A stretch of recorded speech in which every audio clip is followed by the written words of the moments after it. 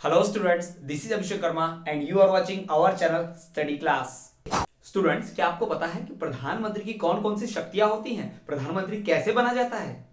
सो hey guys, मैं हूं अभिषेक वर्मा और आप देखें YouTube पे one of the best educational channel study class, जहां आज हम बात करने वाले हैं प्राइम मिनिस्टर और काउंसिल ऑफ मिनिस्टर की। जी हां, हम बात करेंगे प्राइम मिनिस्टर का अपॉइंटमेंट कैसे होता है। हम ये भी देखेंगे प्राइम मिनिस्टर के फंक्शन क्या क्या होते हैं, उसके बाद कौन कौन सी पावर होती है, और साथ ही साथ हम बात करें काउंसिल ऑफ मिनिस्टर्स और कैबिनेट मिनिस्टर की। तो आज का वीडियो बहुत ही ज्यादा कॉन्स्टिट्यूशनल नॉलेज से, पॉलिटिकल नॉलेज से भरपूर रहेगा, जो बोर्ड एग्जाम में आपको 3 या 4 मार्क्स तो दिला ही जाएगा। जी हां, एमपीबीएससी की वेबसाइट पर ब्लूप्रिंट अपलोड हो चुका है, साथ ही साथ क्वेश्चन बैंक भी अपलोड हो चुका है, जिसमें इस प्रकार के सवाल पूछे गए हैं कि प्रधानमंत्री की शक्तियां क्या होती हैं, प्रधानमंत्री के कार्य क्या होते हैं, इन सभी को पूछा जाएगा, साथ ही साथ मंत्रिमंडल भी, और इसी से बोर्ड एग्जाम में सवाल पूछे जाएंगे। तो स्टूडेंट्स, आज का वीडियो बहुत ज्यादा अमेजिंग, इंटरेस्टिंग और इंफॉर्मेटिव रहने वाला है, तो वीडियो के एंड तक जरूर बने रहिएगा।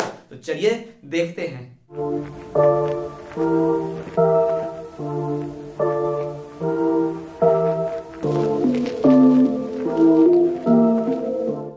स्टूडेंट्स, वीडियो शुरू करने से पहले मेरी आपसे छोटी सी रिक्वेस्ट, मेरे चैनल को सब्सक्राइब और इस वीडियो को लाइक और शेयर करने की। जी हां स्टूडेंट्स, यदि आप मेरे चैनल पर नए हैं तो फटाफट मेरे चैनल को सब्सक्राइब कर दीजिए, वीडियो को लाइक कीजिए और अपने फ्रेंड के साथ ज्यादा से ज्यादा शेयर कीजिए, ताकि उन तक नॉलेज पहुंचे। नॉलेज शेयर करने से ही बढ़ता है। तो स्टूडेंट, चलिए बिना किसी और देरी के इस अमेजिंग वीडियो को हम शुरू करते हैं। नरेंद्र मोदी यानी कि प्राइम मिनिस्टर, जी हां, भारत के इस वक्त के प्रधानमंत्री श्री नरेंद्र मोदी जी अपने पद पर विराजमान हैं। उनके पास कई प्रकार की शक्तियां हैं, कई प्रकार के पावर्स हैं, लेकिन क्या आप जानते हैं कि प्रधानमंत्री नरेंद्र मोदी को प्रधानमंत्री आखिर किस प्रोसेस के थ्रू, किस मेथड के थ्रू उन्हें प्रधानमंत्री बनाया गया, और तो और इनके पास कौन सी शक्तियां होती हैं, पावर्स क्या होती हैं, यही सब बात आज हम जानने वाले हैं। तो चलिए जानते हैं प्रधानमंत्री के बारे में। सबसे पहली बात तो आप ये जान लीजिए स्टूडेंट्स कि प्राइम मिनिस्टर जो होता है वो एक्चुअल हेड होता है। जी हाँ, पार्लियामेंट्री फॉर्म ऑफ गवर्नमेंट में सबसे ज्यादा पावर यदि किसी व्यक्ति के पास होती है तो वो होता है प्रधानमंत्री। जी हाँ, जो हम अमेरिका की बात करते हैं, अमेरिका एक ऐसा देश है जहां पे फेडरल फॉर्म ऑफ गवर्नमेंट चलता है, तो वहां पर मेन पावर, सबसे ज्यादा पावर होती है राष्ट्रपति के पास, जो अभी अभी चुनाव में जो बाइडेन जीते हैं और डोनाल्ड ट्रंप जो है वहां के राष्ट्रपति हार चुके हैं चुनाव, और सारी पावर किसके पास जा चुकी है, जो बाइडेन के पास चली जाएगी। वहां पर राष्ट्रपति मेन होता है, जबकि हमारे देश में यानी कि पार्लियामेंट्री फॉर्म ऑफ गवर्नमेंट में जिसके पास सबसे अधिक शक्तियां होती हैं वो व्यक्ति होता है प्रधानमंत्री। जी हां, प्राइम मिनिस्टर। तो हमारे प्राइम मिनिस्टर के पास सबसे ज्यादा शक्तियां हैं, वो एक्चुअल हेड है। जी हां, पूरे देश का, पूरी सरकार का एक्चुअल हेड कौन है, प्राइम मिनिस्टर है। तो prime minister is actual head. कई बार वन वर्ड में ऑब्जेक्टिव में पूछा जा सकता है, पूछा जा भी चुका है, ध्यान रखना है। Prime minister is the actual head of the government, actual head of the country. और सेम बात राष्ट्रपति के लिए भी, ही is the nominal head of the country. ठीक है, वो नॉमिनल, नाम मात्र का हेड होता है, जबकि प्रधानमंत्री एक्चुअल हेड है, रियल हेड है।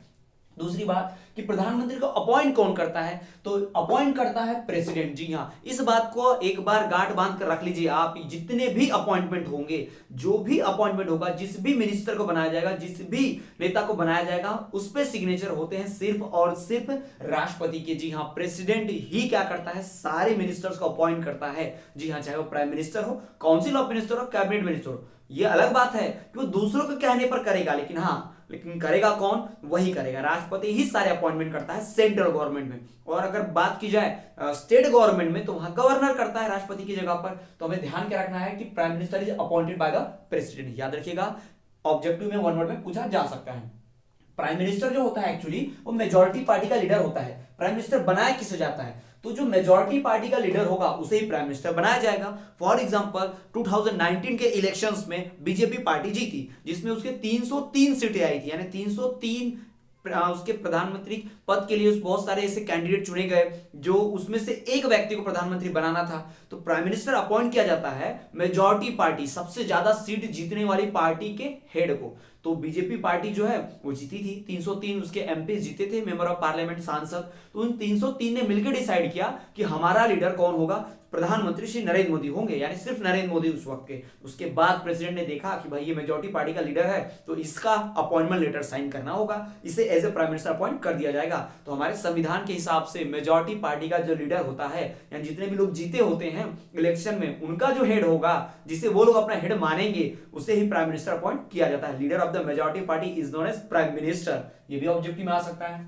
चलिए अब हम बात कर लें कि प्रधानमंत्री की शक्तियां क्या होती हैं। प्रधानमंत्री क्या क्या कार्य कर सकता है। स्टूडेंट्स एक बात ध्यान में रख लीजिए कि प्रधानमंत्री जो है वो जनरल इलेक्शन यानी कि आम चुनाव के द्वारा ही चुना जाता है। यानी कि प्रधानमंत्री का जो इलेक्शन है उसे आप कह सकते हैं कि वो जनरल इलेक्शन ही है, यानी कि जनरल इलेक्शन होता ही है प्रधानमंत्री चुनने के लिए। यानी प्रधानमंत्री की पावर इतनी है, प्रधानमंत्री की पोस्ट इतनी स्पेशल है, इतना स्पेशल सिग्निफिकेंस, इतना महत्व है उसका कि हाँ उसे चुनने के लिए पूरा पूरा चुनाव करवाया जाता है। यानी कि जनरल इलेक्शन जिसे हम आम चुनाव कहते हैं उसे दूसरी भाषा में प्राइम मिनिस्टर का इलेक्शन भी कहते हैं। ये हम आगे पढ़ेंगे और डिटेल में। तो चलिए हम जान लेते हैं कि प्रधानमंत्री की शक्तियां कौन कौन सी होती हैं। ये आपको बोर्ड एग्जाम में 3 से 4 नंबर दिला कर जाएगा। यहां पे हम टोटल 9 पावर्स की बात करेंगे। जी हां, टोटल 9 पावर्स की बात करेंगे। इन 9 पावर में से कोई भी 4 या 5 पावर याद कर लीजिए। 3 मार्क्स के लिए या तो 4 पावर लिख दीजिए, 4 मार्क्स के लिए या तो 5 पावर लिख दीजिए। आपको पक्का पूरे आउट ऑफ मार्क्स मिलेंगे। 4 में से 4 या 3 में से 3 मिल ही जाएंगे। एक पावर हमें ज्यादा याद रखनी है। तो चलिए हम बात करते हैं कि प्रधानमंत्री के कौन कौन से पावर्स होते हैं। वो पावर्स की बात करें तो सबसे पहली power leader of house of people. जी हाँ, house of people, Lok Sabha, lower house, जो भी जिसे भी कहते हैं तो सारे नाम एक के ही है। उसका जो लीडर होता है, उसका जो हेड होगा वो कौन होगा? यही होगा, प्रधानमंत्री ही होगा। जी हाँ, प्राइम मिनिस्टर जो है वो लीडर होता है हाउस ऑफ द पीपल के। यानी जितने भी एमपीज बैठे होंगे, चाहे बीजेपी, कांग्रेस, कोई भी बैठे होंगे, एक बार गवर्नमेंट फॉर्म हो जाने के बाद उन सभी का लीडर कौन होता है? प्रधानमंत्री होता है। प्रधानमंत्री को सुनना पड़ता है, उसके ऑर्डर्स फॉलो करने ही पड़ते हैं। दूसरा फॉर्मेशन ऑफ कैबिनेट। जी हाँ, कैबिनेट यानी कि मंत्रिमंडल, यानी कि मंत्री परिषद। For example students, prime minister railway के काम नहीं संभाल सकता अकेले, ट्रांसपोर्ट के काम नहीं संभाल सकता, खेती का, एग्रीकल्चर का, एजुकेशन का, सारे काम प्रधानमंत्री अकेले नहीं संभाल सकता। तो वो क्या करता है? अपनी हेल्प के लिए अलग अलग मिनिस्टर चुनता है और इसी मिनिस्टर के ग्रुप को कैबिनेट कहते हैं। ये आगे हम डिटेल में और पढ़ेंगे, लेकिन आपको जनरल इंट्रोडक्शन हम ये दे दें कि प्रधानमंत्री अकेले पूरे देश को संभाल नहीं सकता, लेकिन वो पूरे देश को संभालने के लिए कुछ खास लोगों को चुनता है, अपने विश्वास पात्र लोगों को चुनता है। जैसे कि फॉर एग्जांपल कि उसके पार्टी का कोई लीडर है, वो जीता इलेक्शन में, तो कहेगा कि तुम रेलवे मिनिस्टर बन जाओ, फिर दूसरे को कहेगा तुम एजुकेशन मिनिस्टर बन जाओ। तो इस तरह से वो ऐसा ग्रुप बनाता है खूब सारे मिनिस्टर का, 30-35 ऐसे जितने भी उसके मन में आते हैं, जितना भी फंक्शंस, जितने सब्जेक्ट, जितने टॉपिक्स बचते हैं, उसके ऊपर वर्क करने के लिए अलग अलग मिनिस्टर को चूज कर लेता है। फिर वो मिनिस्टर्स उसके अकॉर्डिंग उसके ऑर्डर्स को फॉलो करते हुए अपना अपना काम संभालते हैं। तो उसे कैबिनेट कहते हैं। तो ये कैबिनेट बनाएगा कौन? रेलवे मिनिस्टर को रेलवे मिनिस्टर बनाएगा कौन? एजुकेशन के लिए एजुकेशन मिनिस्टर चुनेगा कौन? ये सब कौन करता है? प्रधानमंत्री करता है। ये सारी पावर किसके पास होती है? प्रधानमंत्री के पास होती है। तीसरा intervention in department and functions of minister. जी हाँ, जो भी मिनिस्टर्स होंगे, एक बार उसने किसी को रेलवे मिनिस्टर बना दिया, इसका ये मतलब नहीं है कि वो हमेशा के लिए रेल मिनिस्टर हो गया। जी हाँ, प्रधानमंत्री मन में जब आएगा तब वो रेल मिनिस्टर से उठाकर उसे कोई और डिपार्टमेंट दे देगा, तब उसे किसी और डिपार्टमेंट में डाल दिया जाएगा। जैसे फॉर एग्जांपल इसके पहले निर्मला सीतारमण जो थी हमारे देश की डिफेंस मिनिस्टर रह चुकी थी, लेकिन बाद में उनको चेंज कर क्या बनाया गया? अभी वो इस वक्त फाइनेंस मिनिस्टर भी बनाई गई है। जी हाँ, तो हम समझ सकते हैं कि प्राइम मिनिस्टर जो है जिस भी व्यक्ति के ऊपर भरोसा करता है वो उसे उसका डिपार्टमेंट दे देता है, यानी इस डिपार्टमेंट को आप संभालिए। ठीक है, तो जो व्यक्ति के अंदर जैसा टैलेंट होगा, जिस व्यक्ति के अंदर वो कैपेसिटी होगी उस मिनिस्टर के अंदर, प्रधानमंत्री उसके हिसाब से उसे मिनिस्टर बना देता है। यानी एक बार मिनिस्टर बन जाने के बाद उन मिनिस्टर्स का डिपार्टमेंट चेंज करने का पावर किसके पास होता है? प्रधानमंत्री के पास होता है। और किस मिनिस्टर को कौन सा डिपार्टमेंट देना है, इसको एजुकेशन मिनिस्टर दे दिया जाए, इसे रेलवे का डिपार्टमेंट दे दो, इसे एजुकेशन वाला डिपार्टमेंट दे दो, इसे हेल्थ वाला डिपार्टमेंट दे दो, ये सब कौन डिसाइड करेगा भाई? तो ये करता है प्राइम मिनिस्टर, प्रधानमंत्री डिसाइड करता है।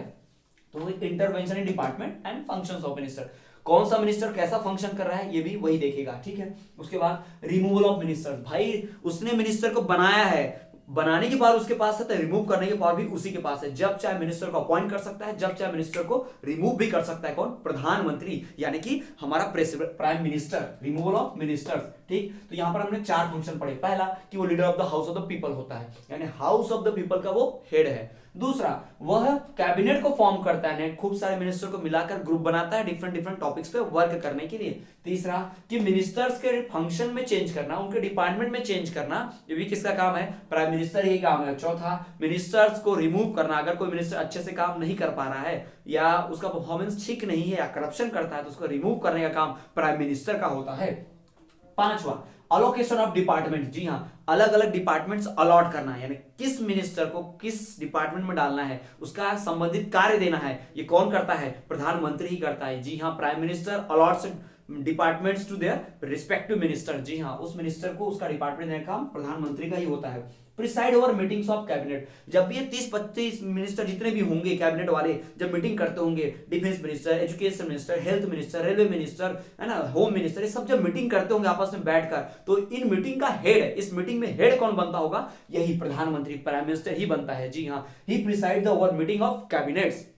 उसके बाद वर्क रिलेटेड टू अपॉइंटमेंट, जी हाँ, अपॉइंटमेंट से रिलेटेड सारे वर्क, जैसे कि हमने पढ़ा कि सारे अपॉइंटमेंट कौन करता है, प्रेसिडेंट करता है, लेकिन प्रेसिडेंट अपनी मर्जी से कुछ नहीं करता, वो एक्चुअल हेड नहीं है, वो किसके कहने पर करेगा, प्रधानमंत्री पे। फॉर एग्जांपल अगर एजुकेशन मिनिस्टर बनाना है तो कौन बनाएगा, प्रेसिडेंट बनाएगा, लेकिन प्रेसिडेंट को बोलेगा कौन कि भाई इस व्यक्ति को एजुकेशन मिनिस्टर बनाओ, इसको रेलवे मिनिस्टर की पोस्ट दो, ये सब कैसे होगा, प्रधानमंत्री उसे कहेगा कि इसको एजुकेशन मिनिस्टर बनाओ, तो प्रेसिडेंट क्या करेगा, उसके नाम का अपॉइंटमेंट लेटर लिख देगा कि हाँ ये व्यक्ति प्रेसिडेंट के द्वारा प्रधानमंत्री के एडवाइस पर रेलवे मिनिस्टर बनाया जा रहा है, बन गया उसका अपॉइंटमेंट लेटर, बन गया वो रेलवे मिनिस्टर। तो जो भी अपॉइंटमेंट रिलेटेड वर्क होंगे वो कौन करेगा, यही करेगा, कौन, प्रधानमंत्री, प्राइम मिनिस्टर।